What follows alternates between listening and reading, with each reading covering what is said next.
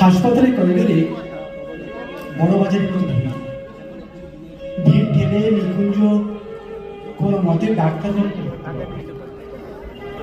হাসির আশার মতো বিপন্ন বিধ্বস্ত নিকুঞ্জ মরিয়া হয়ে ডাক্তারবাবুর হাত দুটো চেপে ধরল। কিছু একটা করেন স্যার, আজ 4 দিন হয়ে গেল আমার ছোট্ট মেয়েটা হাসপাতালে ওই নোংরা বারান্দায় পড়ে আছে। বড় ডাক্তারবাবু বিরক্ত হয়ে চারপাশে ভিড় করে থাকা হবু ডাক্তারের দল হৈ হৈ করে উঠল।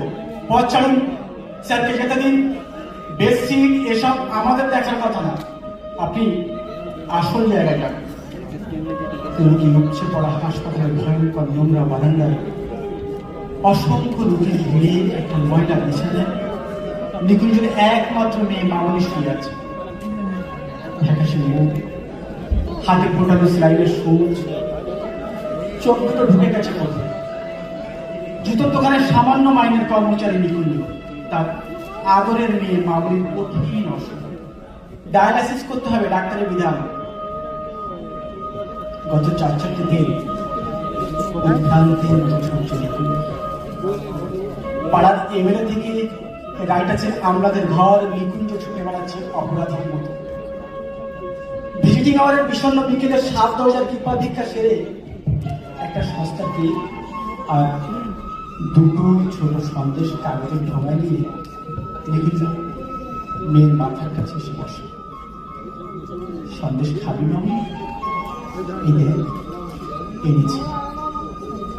যেন কোনো গভীর অতল থেকে মেয়ের ক্ষীণ কণ্ঠস্বর ভেসে আসে। বাবা, আমার ছুটি কবে হবে বাবা? আমি বাড়ি কবে যাবে বাবা? এটুকু বলতে বলতে সে ছিনিয়ে পড়ে। নিকুঞ্জ মেয়ের মাথায় হাত বোলায়। সন্দেশটা খেয়ে নে মা। সন্দেশ খাবো না বাবা, আমি আঙুর খাবো। ওই যে ঘরের ভেতরে দেখো, ওই বিছানায় ওই মেয়েটা রোজ আপেল খায়, আঙুর খায়, আমি আঙুর খাবো বাবা। নিকুঞ্জ ভেতরে হল ঘরে শুয়ে থাকা ফুটফুটে মেয়েটিকে দেখে, তারপর ধীরে ধীরে বলে, আচ্ছা মা, কাল নিয়ে আসবো আমি। পাড়ার এমএলএ দয়ালুর হাতে চিঠি পাঠিয়েছে মন্ত্রী সিএকে। তিনি চিরকুট পাঠিয়েছেন আরেক আমলাকে, আমলা নোট পাঠিয়েছেন হসপিটালের সুপারকে।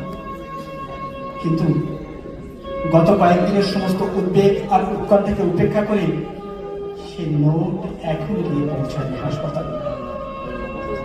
নোট গেলে বিনা খরচে মামুনির ডায়ালাইসিস করা হবে। নোট দিন চলে যাচ্ছে, রাইটাচে ছুটি চলছে। গরিব নিকুঞ্জ সারাদিন মানুষের পায়ে জুতো পড়ায়, অন্যমনস্ক, কাজে ভুল হয়ে যায় বারবার। মালিক ধমক লাগায়। এক একটা নধন পায়ে জুতো পরাতে পরাতে নিকুঞ্জের ইচ্ছে হয় পয়সাওয়ালা খদ্দের পা দুটো চেপে ধরে বলে, স্যার, আমার একমাত্র মেয়ে পয়সার অভাবে হাসপাতালের নোংরা বারান্দায় পড়ে আছে, চিকিৎসা হচ্ছে না, দিন না স্যার কয়েক হাজার টাকা, আমি সারা জীবন আপনার গোলাম হয়ে থাকবো। কিন্তু এসব কথা নিকুঞ্জর আর বলা হয়ে ওঠে না। কাজের ফাঁকি ফাঁকি শুধু দীর্ঘ নিঃশ্বাস করতে থাকে। 2টোর সময় ছুটি নিয়ে কলকাতা ডার্ক সাইডের জ্যাম নিয়ে অসংখ্য মানুষের ভিড় এড়িয়ে নিকুঞ্জ রাইটাচের দোতলায় গিয়ে পৌঁছায় হাঁপাতে হাঁপাতে। কেয়ানিবাবুটি টেবিলের সামনে গিয়ে দাঁড়ায়, ঠিক যেন চোরের মতো। বাবুটি বললেন, আজ আর হবে না দাদা। কেন জানেন না, নাগাল্যান্ডের পশুপালন মন্ত্রী মৃত্যুতে আজ আমাদের হাফ ডে ছুটি ঘোষণা করা হয়েছে। ও তাহলে কালও হবে না? কাগজ পড়েন না নাকি? কাল প্রাক্তন প্রধানমন্ত্রী মৃত্যুতে আমাদের পূর্ণ দিবস। ও তাহলে পরশু? নিকুঞ্জ ব্যস্ত হয়ে উঠল। পরশু শনিবার, তারপর রবিবার, আপনি একবারে সোমবারে আসুন। সোমবার মানে আরো 4-4টে দিন। নিকুঞ্জকে কেউ যেন ঠেলে ফেলে দেয় অথই সমুদ্রে। তলিয়ে যেতে থাকে নিকুঞ্জ। তলিয়ে যেতে যেতে তার কানে ভেসে আসে মামুনির সেই ক্ষীণ কণ্ঠস্বর, বাবা আমার ছুটি কবে হবে বাবা, আমি বাড়ি কবে যাব বাবা। হঠাৎ নিকুঞ্জের মাথায় চলে ওঠে যেন ভয়ঙ্কর আগুন, দুর্বল অভুক্ত শীর্ণ শরীরে যে গোটে ভয়ঙ্কর তেজ। রাইকাসের বারান্দাতে ছুটতে থাকে সে, ভিড় টপকে দরজার বাইরে এসে ছুটতে থাকে, ছুটতে ছুটতে সোজা গিয়ে পৌঁছায় ডানহরচি পাড়ার প্রাচীন এক বন্দুকের দোকানে। আগুন জ্বলছে নিকুঞ্জের মাথায়।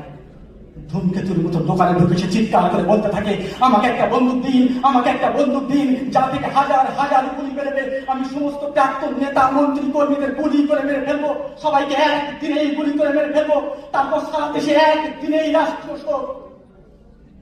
তারপর আমার মামনির ডায়ালাইসিস। দোকানের দারোয়ান ঘাট ধাক্কা দিয়ে বার করে দেয় নিকুঞ্জকে। নিকুঞ্জ ছুটতে থাকে, বুকের ভেতর তীব্র উত্তেজনা, হাতুড়ির ঘা, তবুও ছুটতে থাকে।